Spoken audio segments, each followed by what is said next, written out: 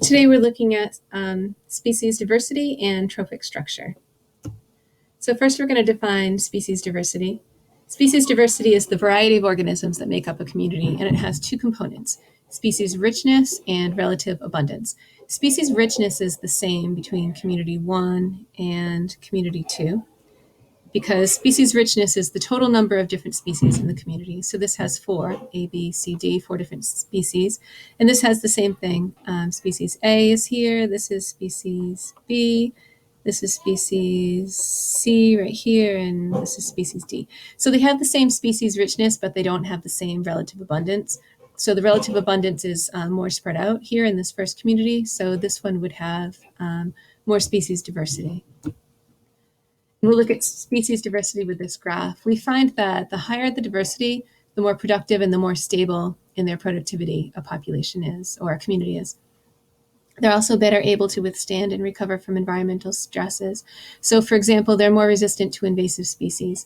And I'm going to define invasive species on the next page, but an invasive species would be an organism that becomes established outside of their native range. So they come from some other area and then they usually become common in the environment. And so what you see here is if you have high species diversity, you're going to be more resistant. So you're going to have increased resistance to invasive species. But if you look at this, it says survival of invaders. So survival of invaders is the opposite of a community being resistant to the invasive species. So if you have high species diversity and high resistance to invasive species, you're going to have low survival of invasive species. So be very careful when you look at these graphs, because this is actually plotting the opposite of what it's saying right here, if that makes sense. So high species diversity, this would be low on this side, and this would be high on this side. And so we get high species diversity with low survival of invaders. So we're going to get a number here. And then the opposite is also true. If you have low species diversity, you're going to get high survival of invaders. So you're going to get a slope that goes down like this. So just be very careful when you read the axes of these graphs. Invasive species are those that are introduced to a new environment, often by humans, not always though, and they usually lack predators or parasites, diseases, and so because nobody in the area has had a chance to evolve to attack them or to use them as a host, they typically can outcompete the native species, and then they if they do that, they'll decrease species diversity usually because they'll kind of take over. So we've got a boa constrictor here in Florida that is really doing a lot of damage to the Everglades, and zebra mussels right here, which are an invasive species in the United States, and then starlings brought over, I think, from England. Again, an invasive species here in the U.S. And then this last one is purple loosestrife, which, although pretty is very bad for species diversity. Okay, trophic structure. These are the feeding relationships between different organisms in a community. So you always start with primary producers. And so usually we're talking about photosynthetic organisms. So a plant maybe could be phytoplankton in a marine food chain. So whenever you see a food chain and there's an arrow going away from something and no arrows going to it, you're probably looking at a producer. All of these others are consumers. And so we've got a primary consumer, secondary consumer, tertiary consumer, quaternary consumer here. And that's true for a terrestrial ecosystem, which means an ecosystem on land, or a marine ecosystem or food chain. So here's a food web, which is a little bit more realistic than a food chain. And if you look at this one, you can see the arrows leaving. And so even if you don't remember what phytoplankton are, or some other, let's say there's another term here and you've never heard of it, if the arrows are leaving it, then that is your producer. And so another thing to notice is that they're pretty complex here. And then another thing is that not everybody is on the same trophic level all the time. So if we're looking at smaller toothed whales, well, you can go 1, 2, 3, 4. So this is at the 4th trophic level, or it could go 1. Right, 1, did I say 1, 2? whoops, so here's 1, 2, 3, 4. Okay, here's 1, 2, 3, 4, 5. Oh, wow, now it's on the 5th trophic level, or I don't know, 1, 2, 3, 4, right? 5, 6, because the arrows keep going back, 7, 8. So anyway, they're a little bit more complex. So that's what I was saying here. Species may play a role at more than one trophic level. And again, look at the producer. The arrows are going away from it. That means it's taking, that means its nutrients and its energy are going away from it to whoever's eating it. Food webs can be simplified. So if you're only interested in a certain section of the food web, you can certainly take out some of the extraneous information and just draw the ones that you're most interested in. Limits on the food chain. Usually the food chain is only so long because there's only so much energy that can be passed on from organism to organism. So it's called the 10% rule. So here are the producers, and only about 10% of the energy that's in the producers makes it to these primary consumers, and about 90% of it is lost, maybe to decomposers or to just growing parts that aren't digested. Here's a locust, and it's eaten by a lizard, and about 10% of the energy in the locust is going to the lizard, and about 90% of it is gone. Some of that energy is used for hopping around, and once it hops around, it's used that energy up, and energy is never created or destroyed in the universe, but it can get dissipated. It can get spread out throughout the universe, so we constantly are losing energy. So it's a good thing here on Earth that we have the sun to keep providing more energy.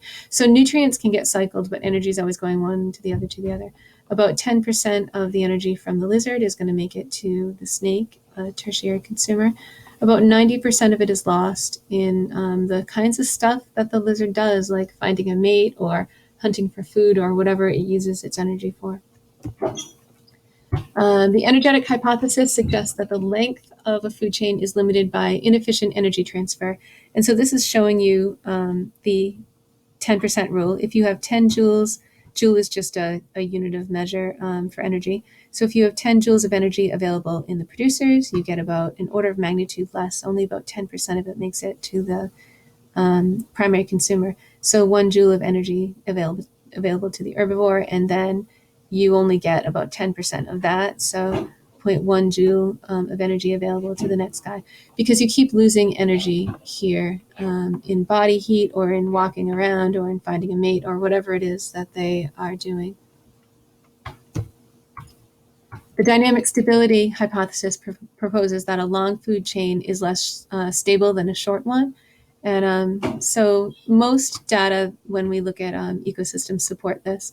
So here's productivity, and this is a very highly productive ecosystem, and there's actually more trophic links. And if you have a very low productive ecosystem, so they don't have a high rate of photosynthesis, you get fewer links in the food chain. Okay, species with a large impact. Sometimes a species has a large impact because they're super abundant. So you mean that means you have lots of them. So like these plants are super abundant, and so they have a big impact on the ecosystem. Some of them, though, like this starfish, is a keystone species, which I think I define on the next page. It plays some important role in the ecosystem, even though there's not a lot of them. So this is going back to the flowers here. A dominant species is a species that's most abundant or it has the highest biomass. So for example, the sugar maples here in Eastern North America are very dominant. You've got lots and lots of them, and so they play a big role in the ecosystem. So here's a keystone species. It's not necessarily the most abundant, but it exerts some kind of important role. So, for example, there are mussels and other shellfish that live along the intertidal zone, a coastal area. And here's a starfish. And let's say there's not too many of the starfish, but they're really important because they eat the mussels. And so since they prey primarily on the most dominant types of mussels, that's this type of shellfish, they cut down on the number of these mussels that are around. And therefore, there's more space for other organisms to live. And so if you have if you have the starfish around, then this is the number of other species present over time. If you take out all the starfish, then species diversity goes right down. So instead of having, I don't know, 18 different 18 different species present, instead you have, I don't know, maybe two or three species present. Sea otters are another keystone species. So they eat sea urchins, and sea urchins with no otters around, the sea urchins, you can see the sea urchins down here. There are just lots and lots and lots of them. They eat most of the kelp, and then there's no place for a lot of the fish to hide and live. And so this is without sea urchins. This is without sea otters present. With sea otters, the sea otters eat the sea urchins, and so you still have sea urchins around, but not as many. And so then you have these giant kelp around. And so the giant kelp provide this ecosystem that's good for lots and lots of other organisms to live. It can be like a nursery for various fish where they have their babies. So here's the food chain, and there's the kelp that's eaten by the sea urchin. The sea urchin is eaten by the otter, and the otter might be eaten by a whale. And so here's total kelp density. And so here there's a lot of kelp, and here there's not so many. And when you have lots and lots of the kelp around, it's because, let's see, so otter number, when you have a lot of otter, they eat the sea urchins, and then therefore you have a lot. They're not eating these so much, so therefore you have a lot of kelp. When you don't have so many sea otters around, they're not eating these so much, so you've got a lot of these sea urchins. And if you have a lot of sea urchins, they're eating the kelp, and so you're getting fewer and fewer of the kelp, and that's bad for the other organisms that live there. So therefore we would say that the otter is a keystone species.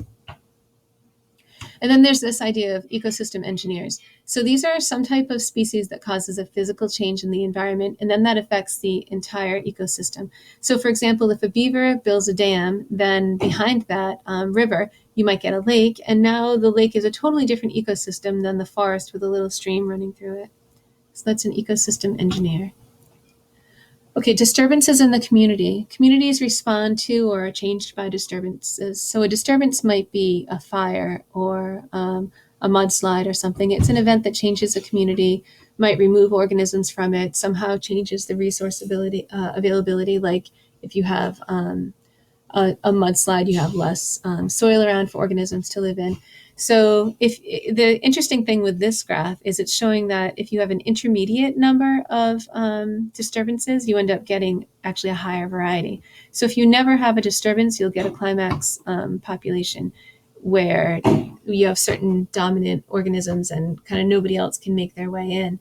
But if you have a little bit of disturbance, then other organisms can kind of take advantage of that and start developing or start living there. If you have a ton of disturbances, then that might just destroy the environment so much that very few organisms can live there. So here's a fire, and 1 year after the fire, you can see a diversity of organisms that live in the area.